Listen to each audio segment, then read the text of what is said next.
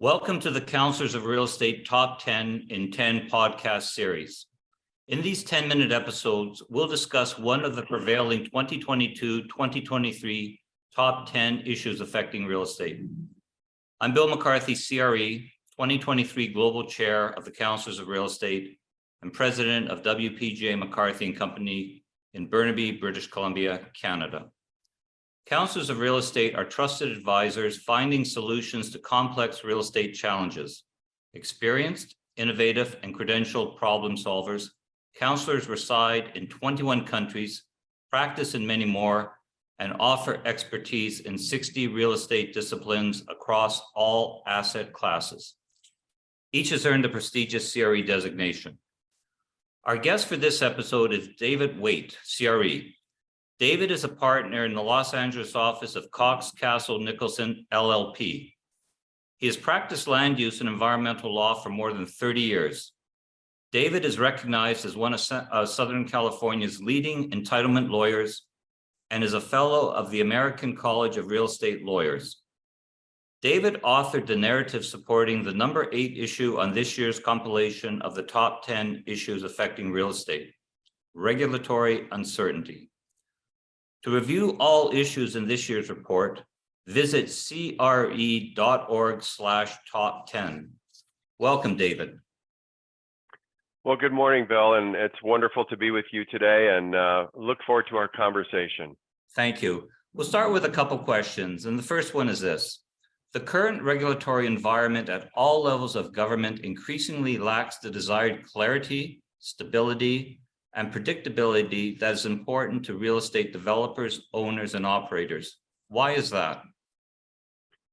You know, I think the obvious answer, certainly if you kind of follow the political environment at the federal, state, and local level, is that invariably with every new administration, it seems like we have a proliferation of new regulations.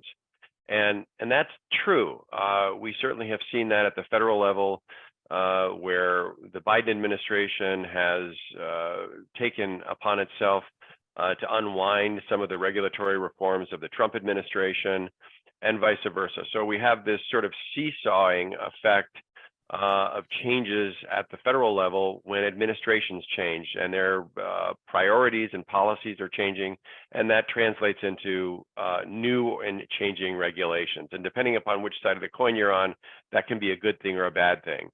But I think more importantly, Bill, the proliferation of regulations that occurs at the administrative level of the federal government just seems like it continues to grow and proliferate really regardless of the administration. We just seem to have more and more regulations being adopted administratively by agencies, whether it's EPA or other agencies who are trying to regulate environmental impacts of development, regulating water and air and the like, all of which, you know, are very good things, but those changes tend to happen regardless of administration. We just see the growth of the federal government, and then all you need to do is pick up the CFR, the Code of Federal Regulations, and you can just see how it has grown over the years. So at the federal level, we just continue to see this proliferation of regulations that continues to grow and develop, and I don't see that changing over time. You know, clearly a couple of recent examples that I think are good ones. The Biden administration's commitment to addressing climate change is one area that I think the federal government is going to continue to proliferate regulations. We have new energy policies and priorities coming out of Washington, D.C. that are creating new opportunities for green and renewable energy, participating in carbon credit banking and the like. Those are all, I think, those regulations and incentives are all going to continue to proliferate as time goes on. Follow-up question. You practice law in California. Can you give us an example of two of the new measures and regulations that are impacting land use in the Golden State? Yeah, there are actually many, but I'll focus on a couple, Bill, that I think are really important. In California, the mandate at the state level is all about creating more housing, and we are really on a path to creating not only market rate housing, but more affordable housing at all levels of affordability.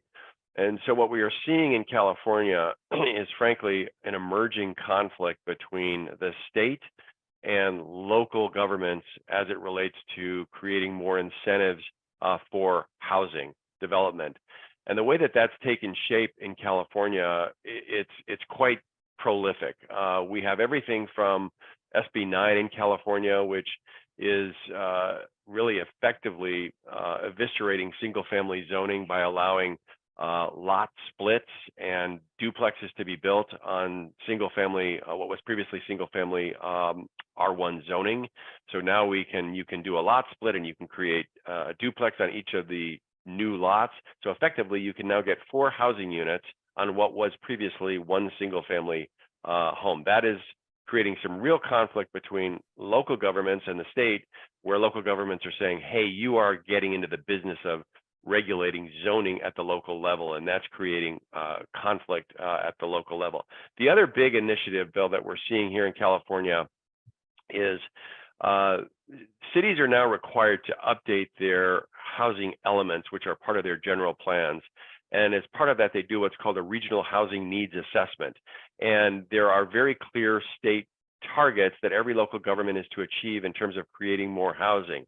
We're recently seeing, since October of this year, cities that are out of compliance with updating their housing element. And what that means, if they're out of compliance, we're now seeing a lot of developers in the development community taking advantage of what's called a builder's remedy, which allows a builder to come into a city that's not in compliance with its housing element update and file an application for more development without any zoning in place, because the city is out of compliance with its housing element. There effectively is no zoning. So we're seeing now in cities like Santa Monica, we've seen builders going in and exercising the builder's remedy to create more dense urban housing in areas that were previously likely not going to get local political support for that type of development. That is only going to continue as time goes on. In Southern California, we have many cities who are still out of compliance with their housing elements. In Northern California, that mandate will occur shortly after the first of the year, and many of those cities will be out of compliance with their housing element, and we'll see the development community using the builder's remedy to come in and request approvals for projects that otherwise would not comply with zoning restrictions. So that's a very new and emerging area here in California. I think that's interesting, David, and I think our listeners will hear a lot of what you just said may be applicable to their own backyard. I'm up in Vancouver, and there seems to be, when a zoning policy change, and as you mentioned, regulatory changing all the way down through the levels of government, there seems to be a contagion where it spreads to other cities and other regions, and we're having those same debates right now in Metro Vancouver. Follow up and last question for you, and this is based upon your 30 years of experience in the industry, in particular law and land use and environmental law. You mentioned that regulations and regulatory uncertainty just continues to grow regardless, and this is a trend that doesn't seem to be stopping. Do we, as professional real estate practitioners, do a good enough job in terms of lobbying or protecting our interests, or at least having our voices heard at the discussion table? And if not, or even if we do it to some degree, what can we do better to make sure that our perspectives are heard and that people possibly in government levels realize there's consequences, both intended and otherwise, with regards to policy changes?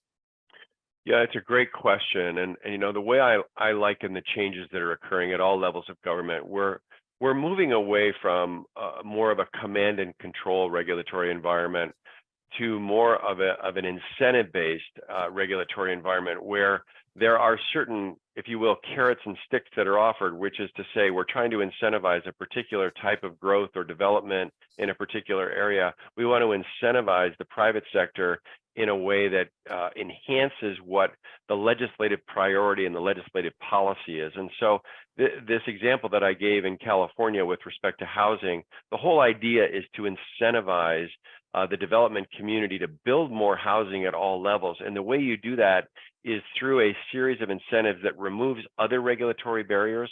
So in California, we have this really onerous environmental statute called the California Environmental Quality Act, Well, under the new housing regulations that are being adopted, you can effectively streamline your application and your entitlement process and not have to be required to comply with the California Environmental Quality Act because the permits that you are seeking are purely ministerial. So that's a way, and I think a really good example of where the state has said, look, what we want to do is incentivize a certain type of development. We don't do that by purely commanding and controlling it. What we're trying to do is incentivize the development community. So I think for our CRE members, the goal here and the message is make sure that we are having a voice in terms of the incentives that the private sector can respond to in a way that's meaningful in responding to legislation and promoting legislation that creates those incentives rather than purely command and control. It's an incentive-based legislative environment that I think is creating more and more opportunity and where the private sector and the government can frankly work together toward mutual solutions. That's great advice to both the council members and also the real estate profession as a whole. Thank you, David. We are grateful for your knowledge and contributions to this year's report. The proliferation of new regulations at all levels of government that will impact the real estate industry remains a near certainty for the indefinite future. Join us next time for another discussion on one of the top 10 issues affecting real estate. I'm Bill McCarthy. On behalf of the Councilors of Real Estate, thank you for joining us for this episode of the Top 10 in 10. Goodbye.